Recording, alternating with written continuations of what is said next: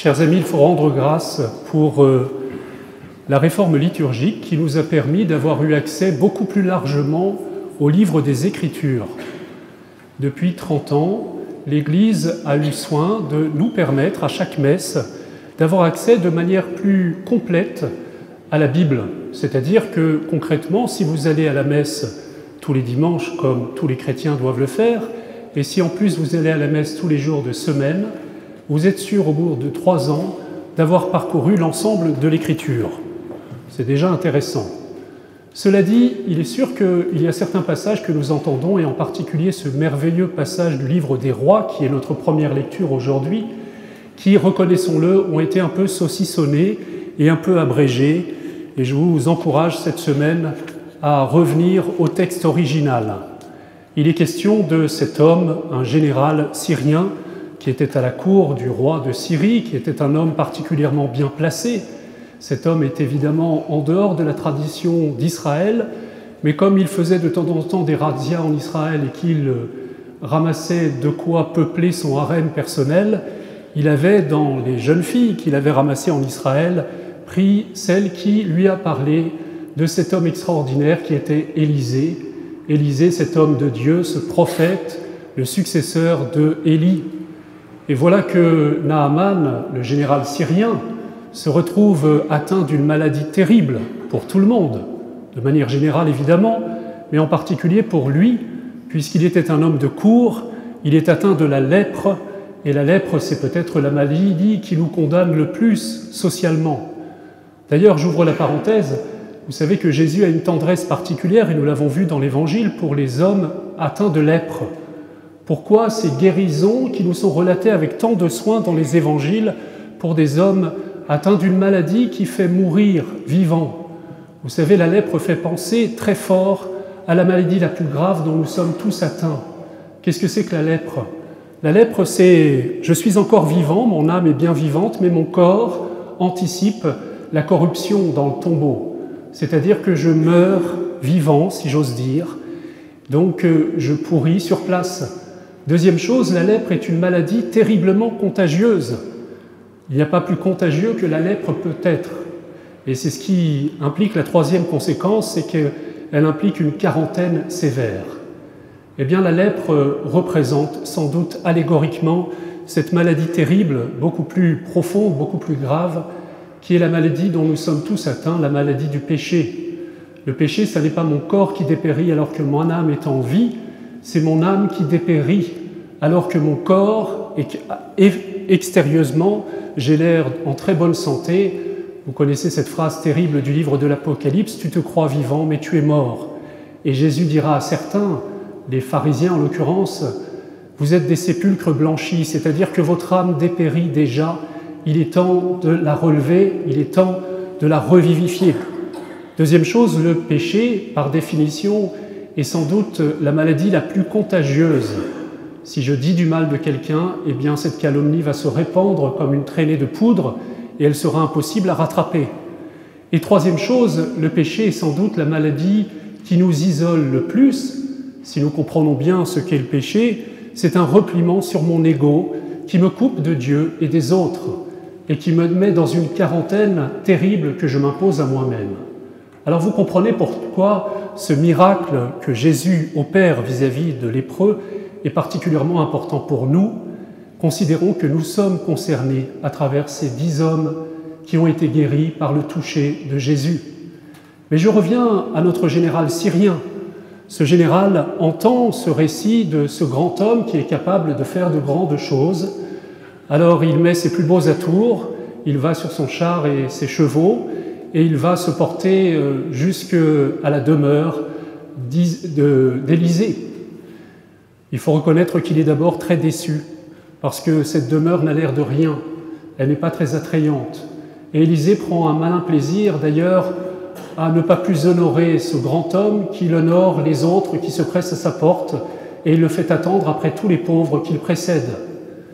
Et quand il obtient enfin un entretien avec Élisée, Élisée lui dit simplement « Va te plonger 7 fois dans le fleuve du Jourdain ». Vous avez reconnu le Jourdain, c'est le fleuve dans lequel Jésus sera plongé par Jean-Baptiste Le Jourdain est l'annonce pour nous du baptême, qui est le procédé par lequel Jésus nous purifie de la lèpre du péché. Et voilà que, et nous ne l'entendons pas dans la première lecture aujourd'hui, mais vous le trouverez dans le texte, que Naaman part dans une sorte de colère et il se met à bouder. Qu'est-ce que c'est que ça?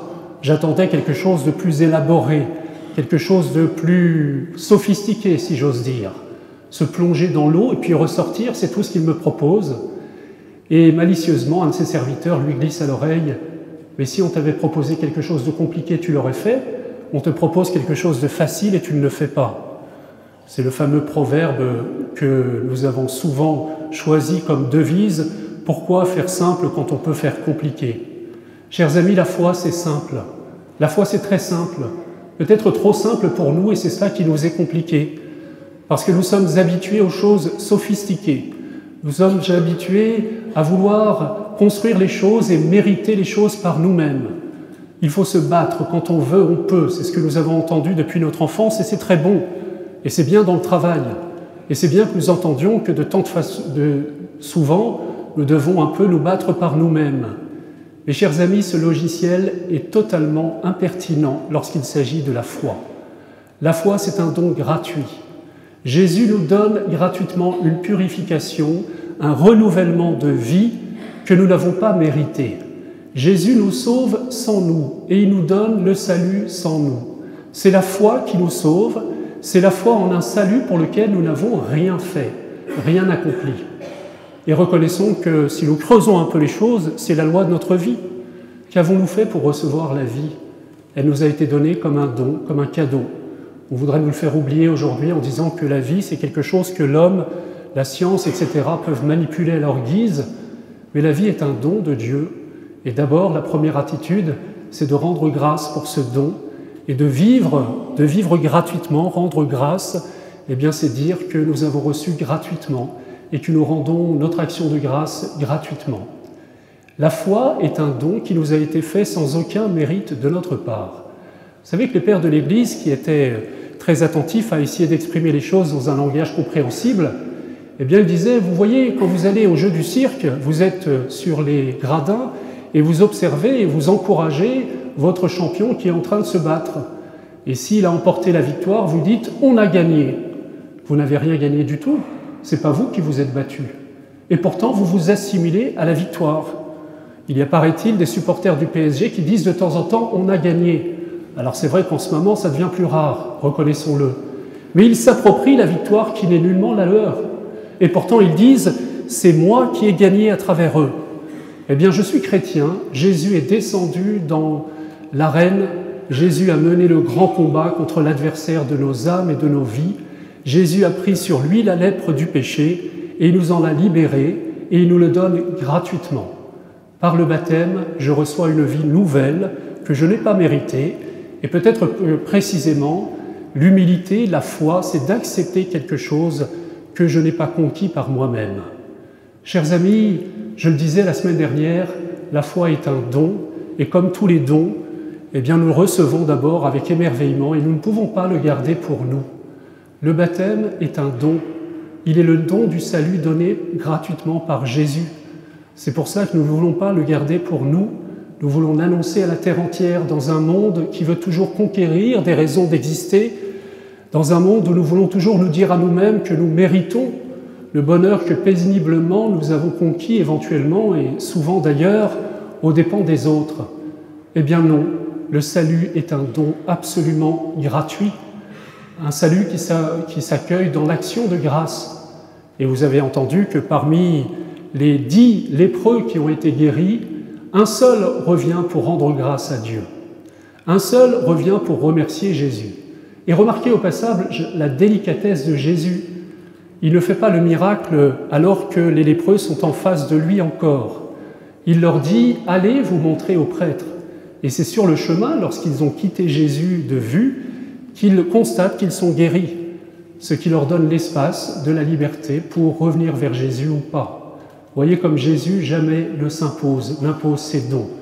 Il quête notre cœur, il quête une réponse libre, il quête en face des gestes gratuits qu'il pose, une réponse aussi gratuite, aussi libre et aussi joyeuse que celle par laquelle il est venu jusqu'à nous. Chers amis, on entend souvent, et peut-être que beaucoup d'entre vous l'ont dit, mon père, en fait, la foi c'est un peu facile, reconnaissez-le. Aller se confesser, c'est un peu facile, reconnaissez-le. Alors on arrive, on dit ses péchés, puis après on est lavé, et comme le général Naaman, on a retrouvé notre peau de bébé. C'est trop facile. Ce à quoi je réponds, chiche. Alors pourquoi c'est si difficile d'y aller? Si c'est trop facile, eh bien essaye. Parce que peut-être que c'est compliqué de recevoir quelque chose de gratuit. Peut-être que ça t'entraîne dans un logiciel qui n'est pas le tien. Ça t'entraînera peut-être ensuite à vivre ta vie de manière plus gratuite, plus désintéressée, plus ouverte à tes frères et plus marquée par l'action de grâce. Chers amis, je voudrais qu'aujourd'hui nous rendions grâce du fond de notre cœur pour l'initiative de Jésus. Vous l'avez entendu dans la collecte, c'est-à-dire la prière par laquelle a été introduite cette célébration, c'est toujours Dieu qui prend l'initiative dans nos vies. Dans quelques instants, un certain nombre d'entre vous, ils sont nombreux cette année, il y aura d'autres célébrations pour ceux qui n'ont pas pu venir, frappent à la porte de l'église pour demander d'entrer dans le chemin du catéchuménat. Et je vous avoue être bouleversé personnellement par le parcours de chacun. Comment, à travers les méandres et les soifs d'une vie personnelle, Dieu s'est frayé un chemin et attire mystérieusement. Et c'est vrai qu'on cherche Dieu, mais comme disait Pascal, le grand Pascal, tu ne me chercherais pas si je ne t'avais pas déjà trouvé. Tu ne me chercherais pas si je n'étais pas déjà allé à ta rencontre. La soif qui habite ton cœur, ton désir, c'est déjà moi qui l'ai allumé dans ton cœur par mon Esprit Saint qui te précède. C'est déjà moi qui suis allé à ta rencontre, puisque j'ai descendu la distance, j'ai comblé la distance qui séparait le ciel de la terre pour venir jusqu'à toi, pour venir te guérir, pour venir te toucher, pour venir toucher ta lèpre, celle qui atteint ton corps, mais plus encore ton âme. Alors, chers amis, soyons véritablement dans l'action de grâce, et c'est vrai que c'est le sens de nos chants, vous savez. On a une belle chorale. La chorale, ça ne consiste pas à l'écouter, en l'admirant. La chorale, elle nous entraîne pour que nous chantions à tue-tête notre action de grâce, parce que nous n'avons pas les mots pour dire à Dieu combien nous lui sommes redevables, combien nous rendons grâce. Alors que l'Esprit Saint ce soir nous remplisse d'un esprit de gratitude, d'un esprit de louange, d'un esprit d'action de grâce. Et de grâce, ne la gardons pas pour nous. Annonçons à nos frères ce que nous avons reçu gratuitement et que trop souvent nous cachons. Nous cachons dans le secret de notre cœur. Ne contristons pas l'Esprit Saint qui désire tant que sa grâce se multiplie autour de nous. Au nom du Père et du Fils et du Saint-Esprit.